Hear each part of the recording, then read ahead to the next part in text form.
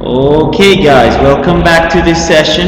In this lesson, we are going to see some of the basic topics that we're going to talk about during this term. So let's see some class rules and procedures. I want to be very clear on this since this is something that is gonna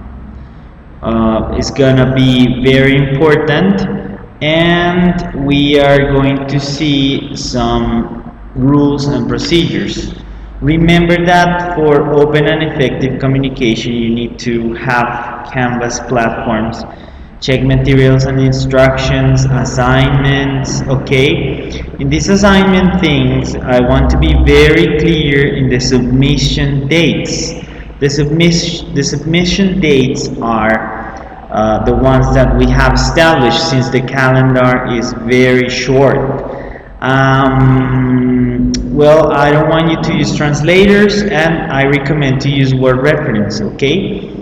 For the second part of checking materials and instructions, there are some PDFs, documents that are complementary for you to see. In case you have any question, you can contact me at this number. Okay, this is the course introduction. The module 1 will be, no, ignore this information, it won't be 1 week. Well, just focus on this information. This is not, the module 1 would be advising mental illnesses and the quiz. Basically, that's what we will do. Okay. Our first topic is gonna be modal verbs in past. Okay, the modal verbs in past have a grammatical structure of subject plus should have plus participle plus complement. Okay, here we are going to notice something very important, and it is that you can use different modal verbs to have different communicative functions. So for example, let's see here, should have. Okay, should have means that something did not happen, right? But we wish it had happened. So for example, let's say I should have had intersemestrales with you in the class, but the reality is that we are doing these sessions. We should have had the intersemestrales at a class, at a classroom, but it didn't happen. It is not real. It is something, it didn't happen, right?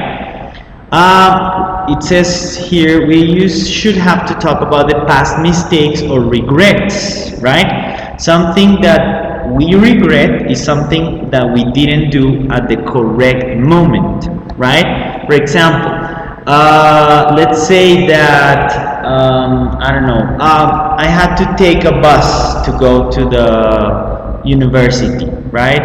And I didn't take it because it was very full. It was full of people. So then I wait and I wait and I wait like half an hour and nothing comes.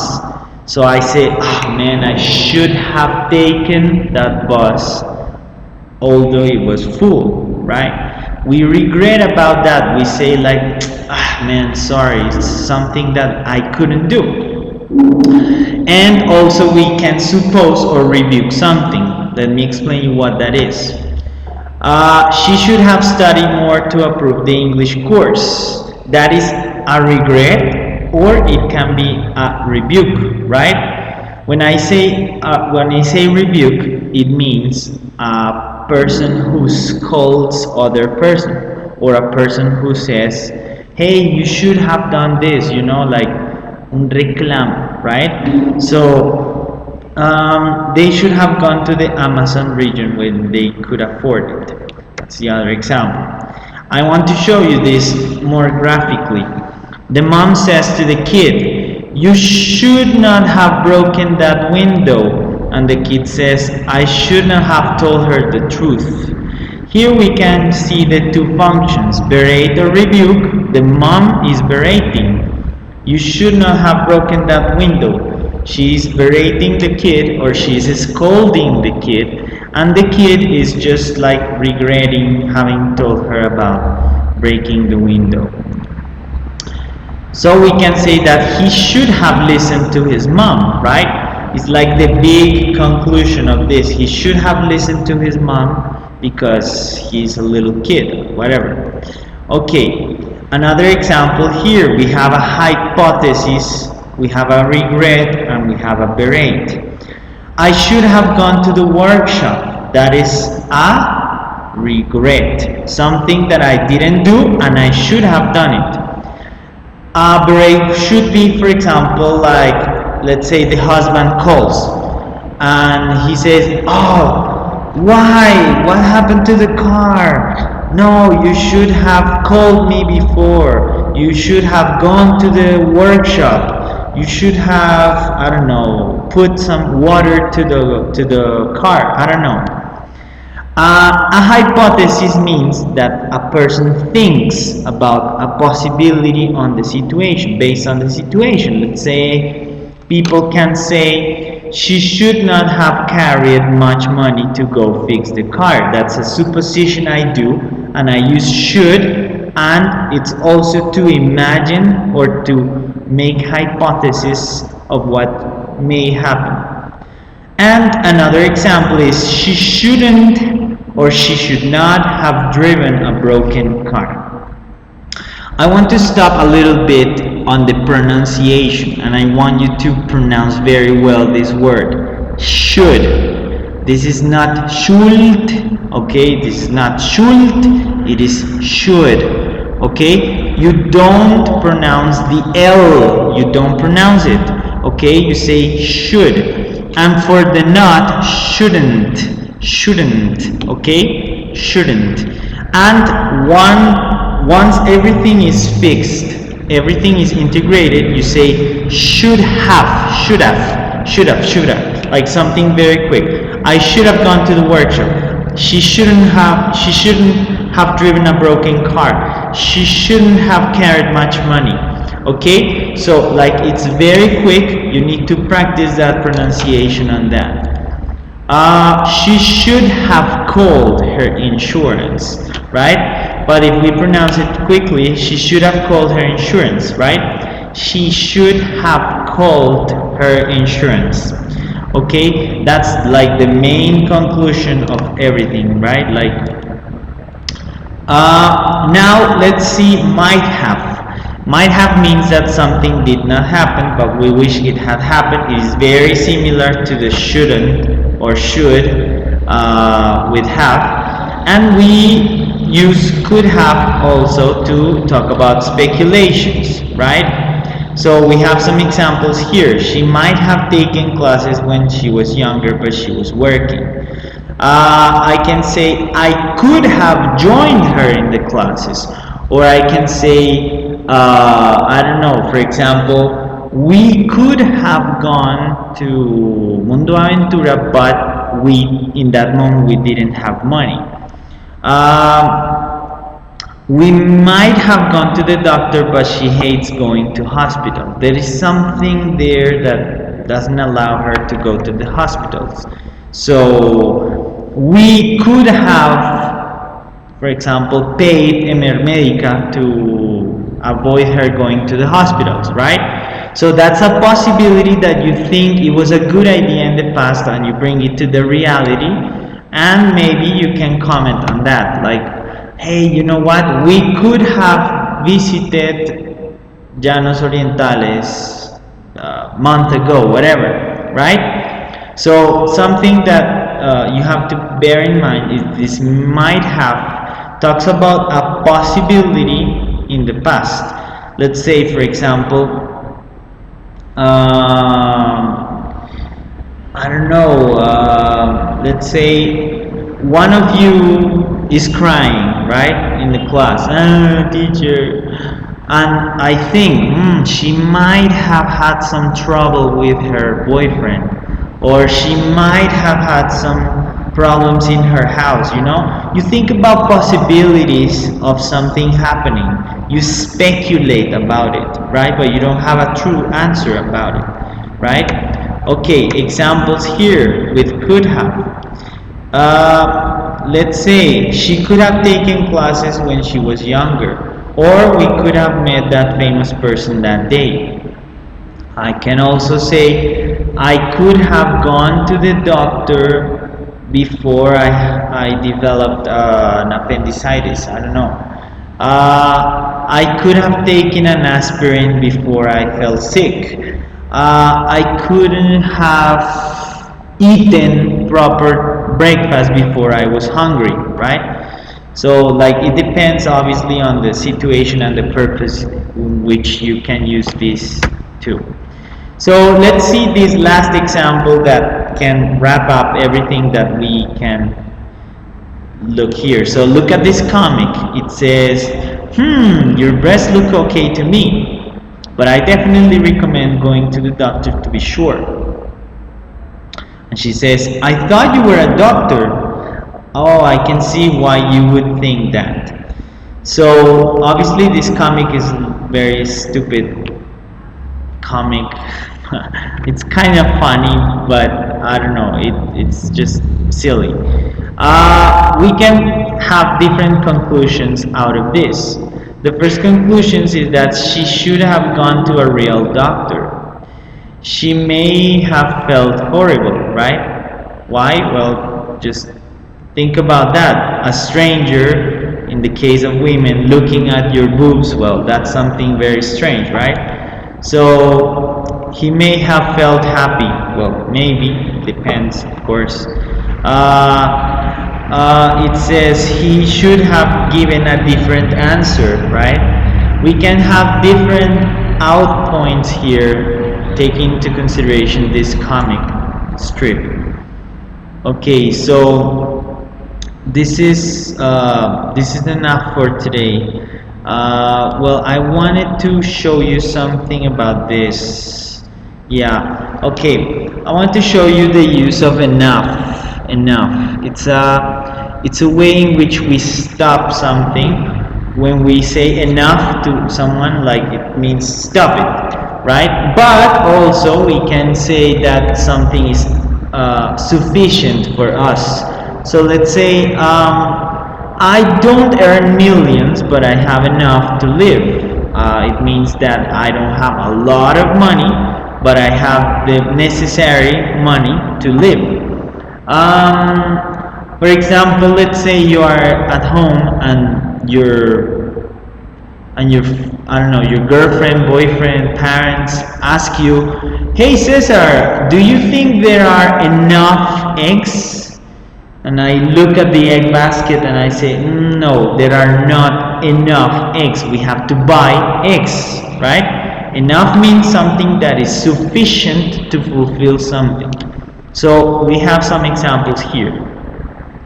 Adjective plus enough. My mother tried to explain to my father why some women suffer from depression, but he wasn't open-minded enough to understand. So open-minded enough means that, for example, someone has the enough skills to understand some situation. Let's say, I don't know, I go to a bar and I meet this couple and they are swinger couple.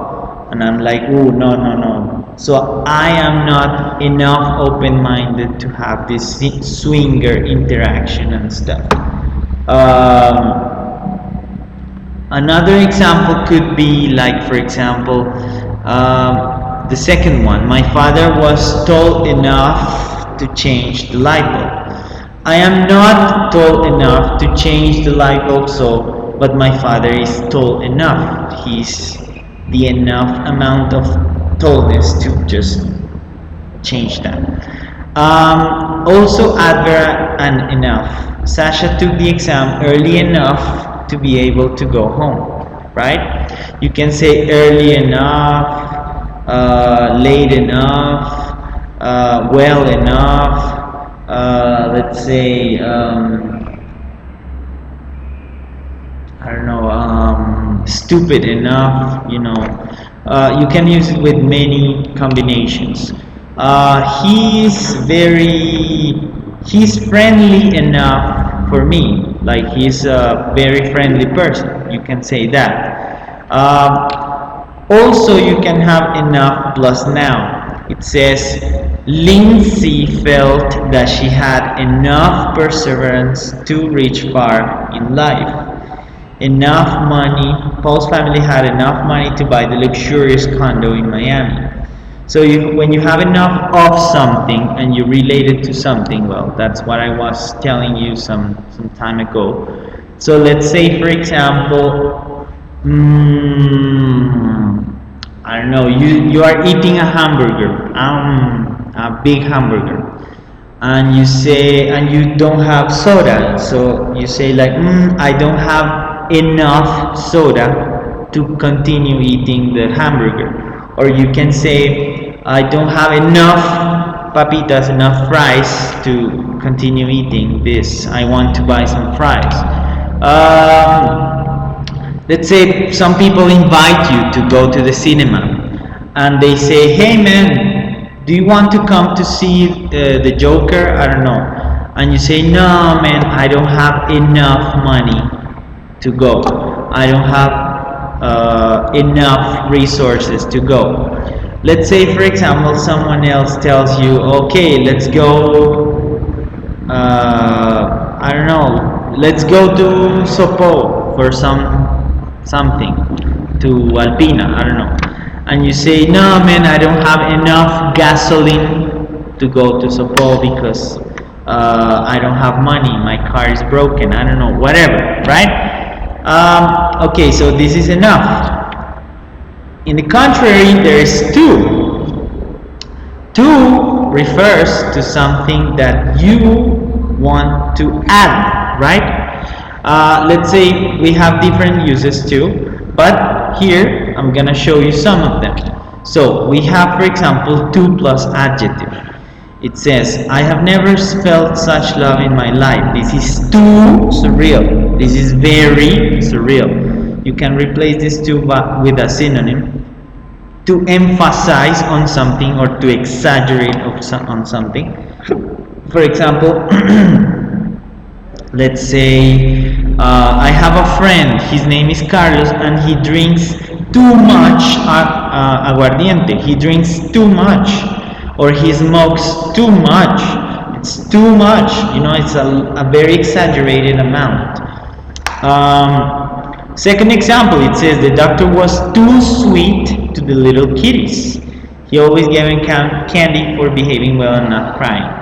The doctor was too sweet. He was very sweet. He was extremely sweet. Very, let's say, pleasant with the kids. To plus adverb. Nia finished the police report too early, too late. Well, you have different combinations with this. I'm too busy, too late, too early, too strong, too I don't know, committed. For example, in these intersemestrales, you have to be very committed. You need to be too committed. All right. To plus noun. To, okay, here I have to add something. To, with much or with many, it changes the definitions or it changes the senses in which you are referring to something.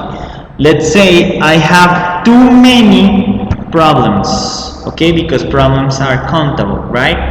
But I cannot say I have too much problems. This is not correct. You have to differentiate between contexts, if it is countable or non-countable. Let's say, for example, in this university there are too many people, okay.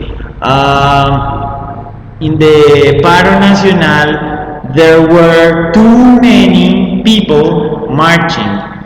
There were too many organizations demanding their rights. There was too much violence because the cops started shooting people in the face. People was no I don't know. Protests were too much for the day, during the day, I don't know, whatever. So, well, you can see here the structures with two are also something that you can work on with. Also, we have phrasal verbs. The phrasal verbs are words, normally verbs and prepositions that mean something. We're gonna see some of them. He gets into the psychology lab. Get into means that you go and enroll into something. Let's say, for example, did you get into the party last week? No, I didn't get into the party because I was studying. I don't know, whatever. He made up a new pill to overcome cancer disease. Made up. Made up, this phrasal verb means that you create something from scratch. You create something with your hands, with your effort. So, for example, let's say, I don't know, you are very special with someone and you say, hey, look, I made up this for you. That means that you created that something with all of your abilities, your skills.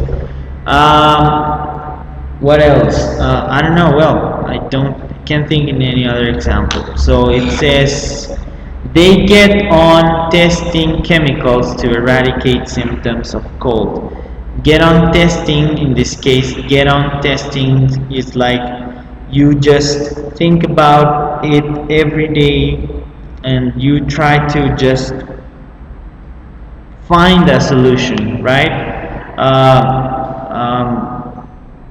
I don't know, this mathematic problem gets me on thinking about this solution. I can't find it.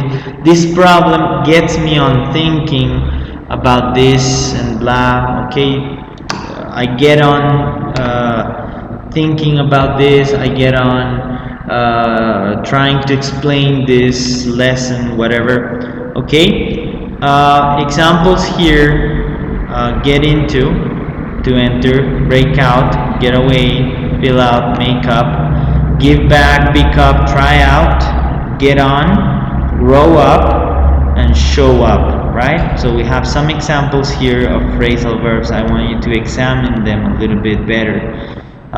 Look at this here. There are some phrasal verbs here.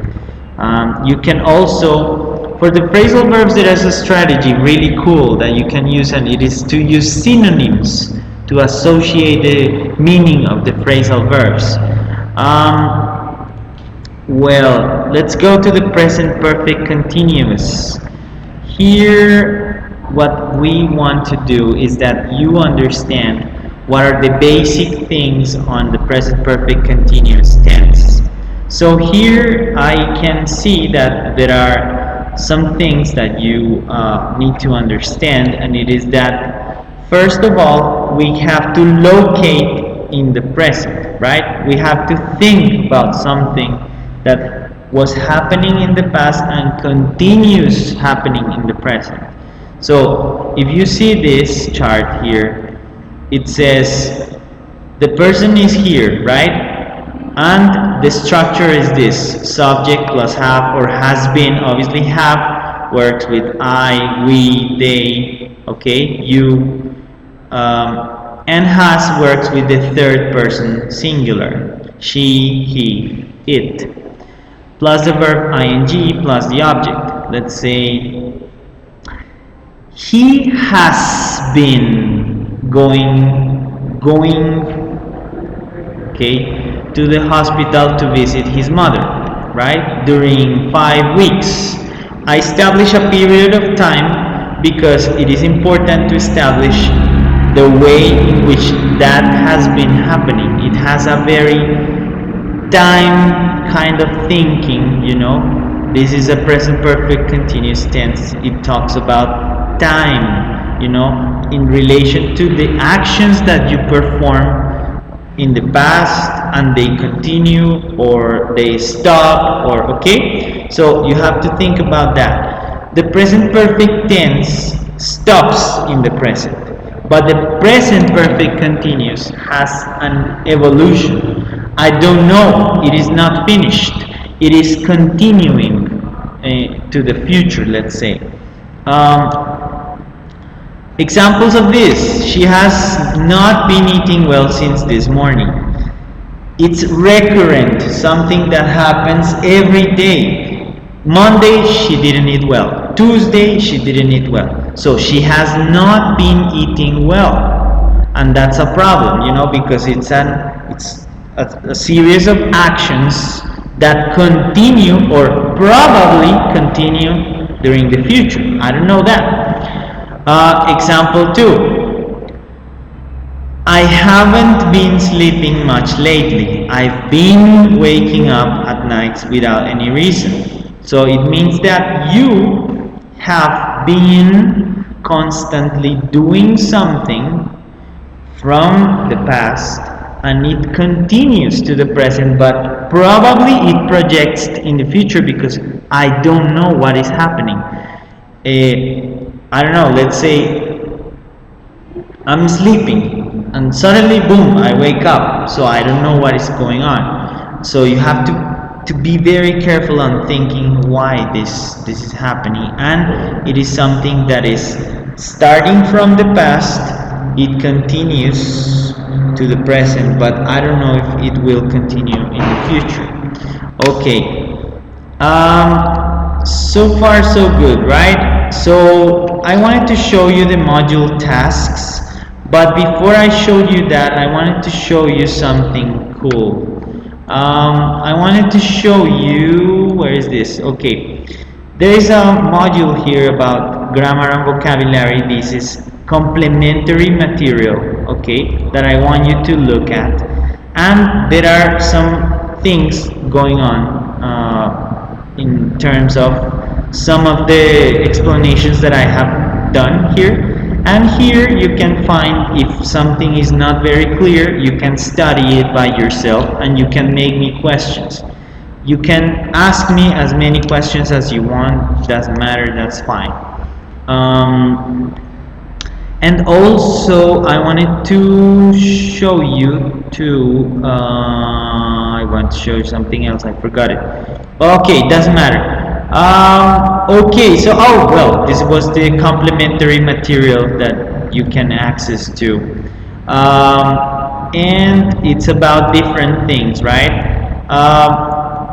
I want you to look at this too. No, wait, this is, where is this? Okay, sorry, no, this was not. Well, I don't remember right now, but I think it is. I think it is archivos. Well, I don't know very well.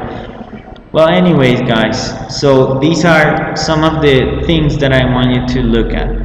What I want you to do is that you please take into consideration the other video about vocabulary activities.